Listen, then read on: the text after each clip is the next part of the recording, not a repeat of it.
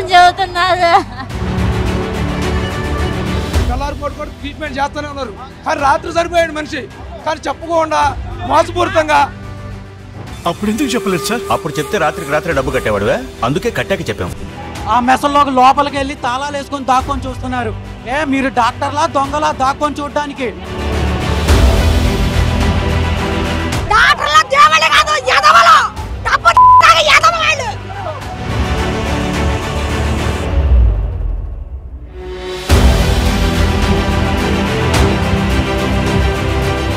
అది ఎప్పుడు నిన్న మధ్యాహ్నం చచ్చిపోయాడు, డబ్బులు దొక్కడానికి వెళ్ళి చేసింది.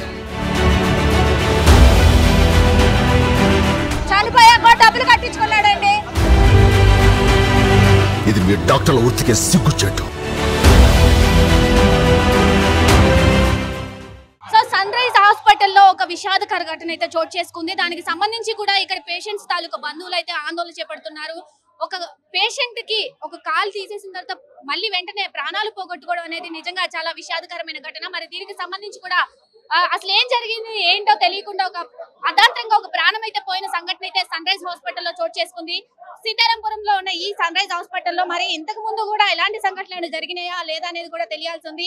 అసలు పేషెంట్ ఎలా చనిపోయారు, ఏంటి ప్రాబ్లం ఏంటి అనేది కూడా వాళ్ళ బంధువులు ఉన్నారు, మాట్లాడి అడిగి తెలుసుకుందాం. సార్ చెప్పండి, ఏం జరిగింది అసలు? అంటే ఆల్మోస్ట్ కాలు కూడా మోకాలి వరకు తీసేయడం జరిగింది, పేషెంట్ కూడా చనిపోవడం జరిగింది, ఏమైంది? నమస్తే మేడం, మాది ఏలూరు జిల్లా చాట్రాయి మండలం పర్వతాపురం గ్రామం అండి. ఈ కుర్రోడు వచ్చేసి రాజేష్, మా వాళ్ళ అబ్బాయి. అయితే కూలి పని చేసుకునే కుర్రోడు అండి. డైలీ రకంగా కూలి పనికి వెళ్తున్నాడు. వెళ్ళినప్పుడు కొబ్బరి చెట్టు కోసేటప్పుడు చెట్టు తిరిగి కాలు ఫ్రాక్చర్ అయింది మేడం. సత్తుపల్లి తీసుకుపోయాం.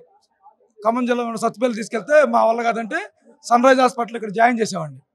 జాయిన్ చేసుకున్నాక డబ్బులు కట్టించుకున్నారండి. 3 లక్షలు ఏమో కట్టించుకున్నాక అంత బాగానే ఉందన్నాక మళ్ళీ తర్వాత 2 లక్షలు కట్టించుకున్న ట్రీట్మెంట్ చేస్తున్నారండి. ట్రీట్మెంట్ చేస్తా రాత్రి ఆపరేషన్ సడన్గా కాలు తీసేయాలి, ప్రాణానికి ఏం భయం లేదు, కాలు తీసేస్తే ఇబ్బంది లేదు, సెట్ అయిపోద్దని అని అన్నారండి. తెల్లారిపోటు కూడా ట్రీట్మెంట్ చేస్తూనే ఉన్నారు. కానీ రాత్రి సరిపోయాడు మనిషి, కానీ చెప్పకుండా మోసపూరితంగా బిల్లు తెచ్చుకుంటా ఠాగూర్ సినిమాలో తలపించేలా డబ్బులు దండుకొని ఈ నిమిషం వరకు కూడా ఇందాక కూడా 5,000 రూపాయలు ట్రీట్మెంట్ అన్నారు, చేస్తూనే ఉన్నారు, మంచి బతుకుండా అన్నారు. మేము బయట ఉంటే సడన్ గా ఈ లాబీ నుంచి క్షమాన్ని బయటకు తీసేస్తున్నారు. ఎందుకు చేస్తున్నారు? ఇప్పుడు మేము ఇంతమంది బంధువులు ఉన్నాం, కనీసం ఒక ఇన్ఫర్మేషన్ ఇవ్వాలి కదండి. మీ శవం ఎట్లా జరిగిందని మాకు కనీసం సమాధానం కూడా లేదండి. మీరు ఖచ్చితంగా దీని మీద చర్య తీసుకొని హాస్పిటల్ సిబ్బందిని తక్షణం దీన్ని రిమూవ్ చేసి మూవ్ చేయాలని మేము కోరుతున్నాం. సో అసలు ఏంటి, మీరేమవుతారు? పేషెంట్ కి అక్కడ అవుతానండి. ఏమైంది? అది కాలు ఇన్ఫెక్షన్ అయిందని మాకు ముందు చెప్పాలి కదా. చెప్పుకోకుండా ట్రీట్మెంట్ చేసి డబ్బులన్నీ లాగేసి శవాన్ని అప్పచెబుతున్నారు. శవాన్ని కూడా అప్పచెప్పకుండా దొంగసాటుగా తీసుకొచ్చి దొంగ రూట్లో తీసుకొచ్చి రోడ్డు మీద కూర్చోబెడుతున్నారు. మీకేం చెప్పారు? పేషెంట్ అసలు ఎలా ఉన్నారు, కండిషన్ ఎలా ఉంది ఏంటనేది ఏమన్నా మీకు చెప్పారా? చెబుతాం అంటున్నారు, డబ్బులు తీసుకుంటున్నారు, ఏం చెప్పట్లేదు. కాలు తీసేశారు. పిల్లోడు కూడా చెప్పారు రాత్రి కాలు తీసేస్తామని. ఆ పిల్లోడు తీసేయమన్నాడు, బానే మాట్లాడాడు, తెల్లారగట్ట చనిపోయాడని చెప్పారు. అంటే పేషెంట్ మీతో మాట్లాడారా? మాట్లాడాడు. ఎంత ఉంటది పేషెంట్ ఏజ్? చనిపోయాక డబ్బులు కట్టించుకున్నాడండి. చనిపోయాక కూడా బిల్లు వేశారు. చక్కగా మాట్లాడాడు పిల్లోడు. ఎంత ఏజ్ మీరు పేషెంట్? వయసు 28 సంవత్సరాలు దాకా ఉంటాయి. చిన్న పిల్లలు ఉన్నారు ఆ పిల్లోడికి, 2 అమ్మాయి అబ్బాయి. ఏమవుతారు? నేను ఆయనకి అక్కనే అవుతానండి, మా తమ్ముడు. మేము ఈ రోజు చూస్తాకు వచ్చాం. 10 లక్షలు అవుతుంది వారం బట్టి. మొన్న ఆదివారం నుంచి ఆదివారం దాకా అబ్బాయి ట్రీట్మెంట్ జరుగుతుంది. రాత్రి కాలు తీయాలన్నారు, తీశారు. తీసిన తర్వాత రాత్రి కూడా పిల్లల్ని చూస్తాకి వెళ్ళలేదు రాత్రి కూడా. మాకు తెల్లారిన తర్వాత మీ బాడీ లేడు, చనిపోయాడని చెప్పారు. చెప్పిన వాడి దగ్గరికి చూస్తా కూడా రాత్రి వెళ్ళలేదు. 10 లక్షలు ఖర్చు అయింది. లేదంటే మేము ఏదో ఒకటి హాస్పిటల్ తీసుకెళ్ళాలి. మీకు మాకెందుకు చెప్పలేదు? చిన్నపిల్లలు, ఆ పిల్లలకు న్యాయం జరగాలి. మాకు మేము టాయిలెట్ కానీ బయటకు వెళ్తుంటే ఆ బాడీని తీసుకొచ్చేసి ఇక్కడ పెట్టేశారు. అది ఎవరితో తెలియక మేము వెళ్ళి అడిగాము, మందా ఎవరితో తెలియదు అంటే ఇటే పక్క వచ్చి రోడ్డు మీద ఉంది. మేము ఏ సమాధానం చెప్పాలి? ఇప్పుడు మా గాలు సమాధానం చెప్పాలి, పిల్లలకు న్యాయం జరగాలి.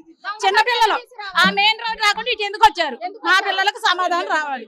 చిన్నపిల్లలు. పేషెంట్ కండిషన్ ఏం చెప్పారు మీకు? మీరేమవుతారు పేషెంట్? నేను మేనత్తను అయితే పేషెంట్ కంటెంట్ మాకు ఏం చెప్పారో తెలియదండి. ఎప్పటికప్పుడుగా సీరియస్ గా ఉందని చెప్తున్నారు. అంతే ఏం చేశారో ఏంటో నాకైతే తెలియదు. కాలు తీసేస్తే మర్చి చనిపోతారు ఎక్కడన్నా, కాలు తీసేస్తే మర్చి ఎక్కడ చనిపోయింది. ఇక్కడైనా ఈ హాస్పిటల్లోనే జరుగుతుందా, ఎక్కడైనా జరుగుతుంది అసలు? ఆడ చిన్న వయసు పిల్లోడికేమో సంవత్సరం పిల్లోడికి ఏం చేస్తారు? సో మీరేం డిమాండ్ చేస్తున్నారు? అంటే పేషెంట్ నైట్ వరకు కూడా బానే ఉన్నారని చెప్తున్నారు. తెల్లారేసరికి ఎలా చనిపోయారు ఏంటి అసలు మీకు ఇంటిమేషన్? మాకు తెలిసేసరికి మార్నింగ్ 7 అయిపోయింది. మాది బయట నుంచి ఇక్కడికి వచ్చేసరికి బాడీ ఐసీయూలో బాడీ డెడ్ బాడీగా ఉంది. ఏంటి మేడం ఏం జరిగింది, మనిషి ప్రాణానికి ఎటువంటి ప్రమాదం లేదని చెప్పారు, కానీ ఇప్పుడు చూస్తుంటే శవమై ఉన్నాడు ఏంటి అని అడుగుతుంటే ఎవరో సమాధానం చెప్పట్లేదు. మేమందరం బయట అటుపక్కన మెయిన్ డోర్ దగ్గర ఉంటే దొంగతనంగా ఈ సైడ్ డోర్ నుంచి తీసుకొస్తున్నారు. ఇలా ఎందుకు తీసుకొస్తున్నారు అని చెప్పి ఇప్పుడు మేము అడుగుతుంటే సమాధానం చెప్పకుండా మేనేజ్మెంట్ ఒకసారి అడ్జూయించండి మేనేజ్మెంట్ మొత్తం ఆ మెసల్లోకి లోపలికి వెళ్ళి తాళాలు వేసుకొని దాక్కొని చూస్తున్నారు. మీరు డాక్టర్లా దొంగలా దాక్కొని చూడడానికి 10 లక్షల రూపాయలు పొలం అమ్మేసి మా బాబాయ్ పెట్టాడు. పైరు మీద ఉన్న పొలం అమ్మేసి పెట్టాడు.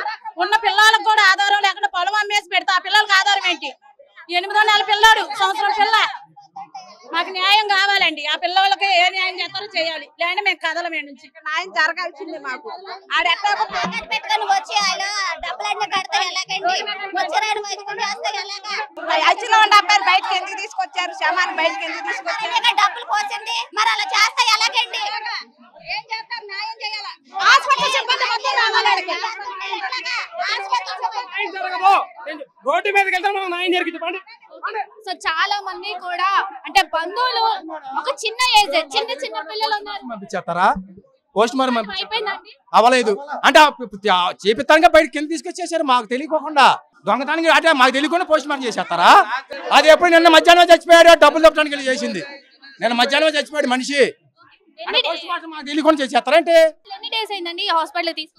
వారం నుంచి కూడా పేషెంట్ కండిషన్ ఎలా ఉంది అనేది మీకు ఒక ఐడియా ఉంటది కదా? ఎలా ఉంటుందమ్మా? ఆపరేషన్ చేస్తున్నాము, లోపలికి ఏమో రానివ్వట్లేదు. లోపల నిన్న ఒకే రోజున 13 ప్యాకెట్లు బ్లడ్ అవసరమా? నేను ఒకే రోజున 13 ప్యాకెట్లు బ్లడ్ ఎవరికైనా ఎక్కిస్తారా? అడగని వాళ్ళు ఒక్క రోజులోనే డబ్బు మనిషి చూసారా? మనిషి బి కాంప్లెక్స్ వచ్చింది చూసారా? మనిషి 2 రోజులు అయింది చనిపోయి. ఇవాళ కాదు చూడండి ఎంతలో అయ్యాడు మనిషి. మీరు ఎందుకంటే చిన్న పిల్లలు ఇది 4-5 జరిగినాయి ఇందులో. ఇదే రకంగా జరిగినాయి. ఇది 5వది. మీరు ఇక్కడ కాదు, మీరు రోడ్డుకి ఈ పేషెంట్ కి ఒక 1 year బాబు, ఒక 3 years పాప ఉంది, ఒక ఫ్యామిలీ ఉంది మేడం. ఏం చేయాలి ఇప్పుడు? ఏం చేయాలి? మాకు న్యాయం కావాలి మేడం. యాజమాన్యం నుంచి మాకు న్యాయం కావాలి.